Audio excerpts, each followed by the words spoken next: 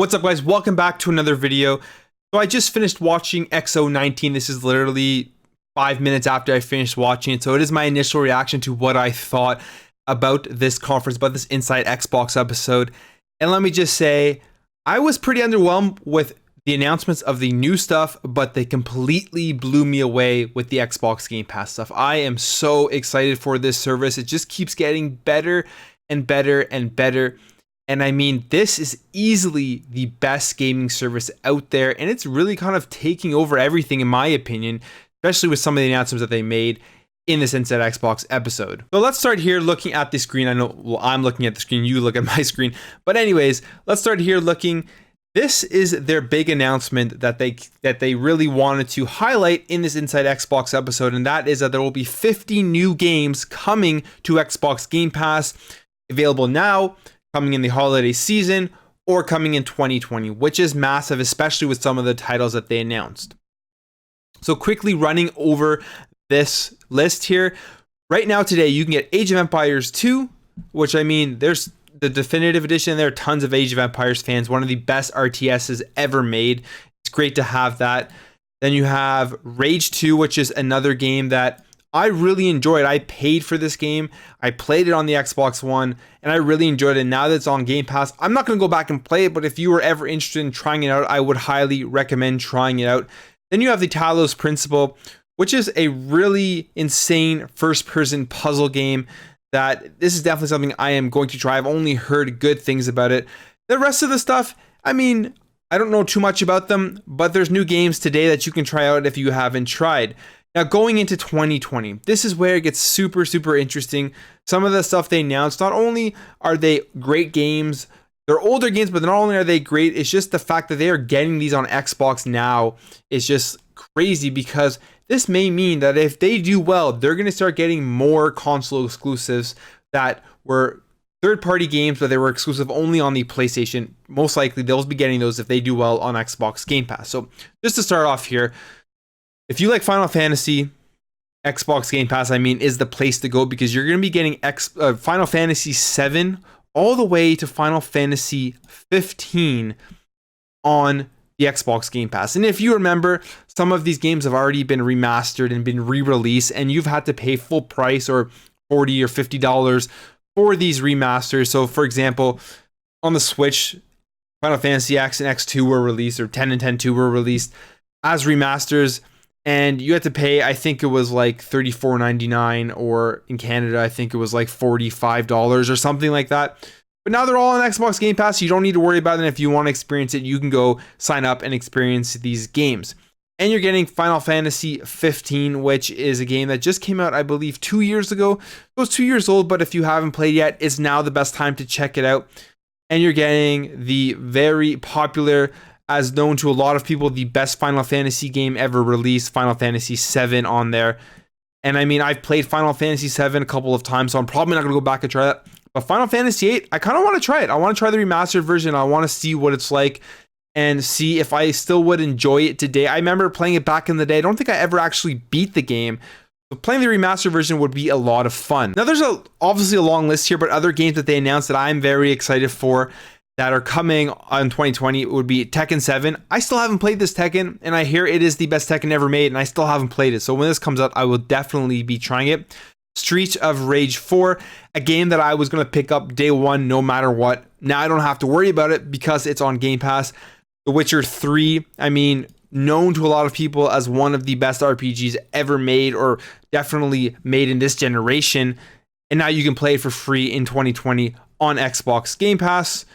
Those are just some of the highlights, but I think the biggest announcement of all, which is going to be a game changer, I think, just in the industry itself, and I know maybe I'm over-exaggerating, but I think it's huge that the Yakuza games are coming to Xbox Game Pass in 2020. Now, this isn't just one Yakuza game. It's Yakuza 0, it's Yakuza Kiwami, and it's Yakuza 2. So these are games that were previously console exclusives to the PlayStation. If you had an Xbox, you were out of luck. You would not be able to play these. Now you're going to be able to pick these up on Xbox Game Pass. If you ever wanted to play them, it's obviously the best time to do it, which to me I think is massive, because if these do well, I think you're going to get a lot more of the third-party exclusives that were exclusively either on PlayStation or even just Nintendo coming over to Xbox Game Pass. And I guarantee you that these are going to do well because there are a lot of people that wanted to play Yakuza. I mean, it is a fun action game.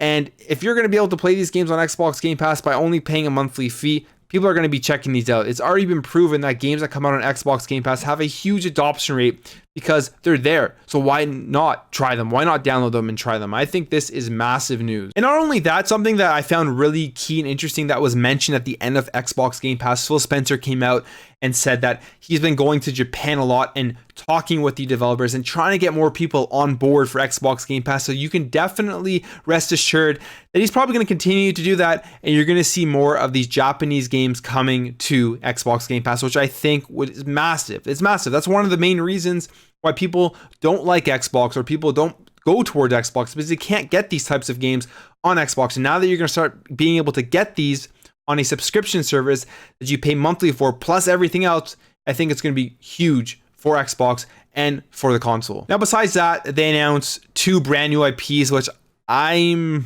don't know what to think about them. I'm not very excited for it because, I mean, they didn't really show much, at least with this first one, which is Rare's new IP, and it's called Everwild. And it has that like cell shaded graphics that they had in Sea of Thieves, so they're sticking with that theme. But I don't know what to think about this game. I don't know what, you can't really tell what it is. I mean, if I had to take a guess, it's an open world kind of survival, kind of scavenging type of game, or an RPG, obviously. But it could also be like an MMO. This to me looks like it could potentially be an MMO. I don't know. I mean, they didn't really talk about it too much, other than that they're working on it, and they showed off this trailer, which you can't really tell much from it. But I mean, it doesn't excite me. I'm not excited for this game at all. And I feel like they need to make hype for these games. They need to start explaining what they are rather than just showing these trailers. If they're going to be showing off all of these brand new IPs, people kind of want to know what kind of game it is, and they didn't do that at all with this. And one thing that was kind of annoying as well about these new games that they've announced is that tons of them have this exact same like cartoony cell shaded graphics, and I'm thinking like, you got to come up with something new in terms of the way that these new IPs and these new games are going to look. But who knows? This game may prove me wrong. It may be awesome.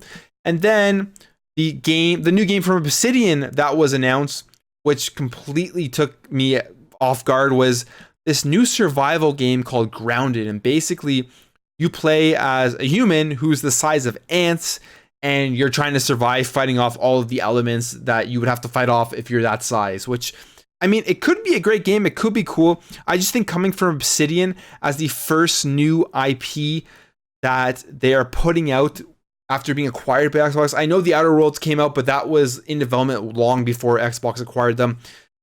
I think it's kind of an iffy move because people want those deep RPGs from Obsidian. They don't really want this. Even if this game is going to be a hit, that's not what they want to see right now. So I think maybe they're not working on anything else right now, but if they were, maybe they should have announced the new next big RPG coming from Obsidian as an Xbox game studio rather than this. But who knows? This could be cool. You can see that there's building mechanics, kind of like Fortnite.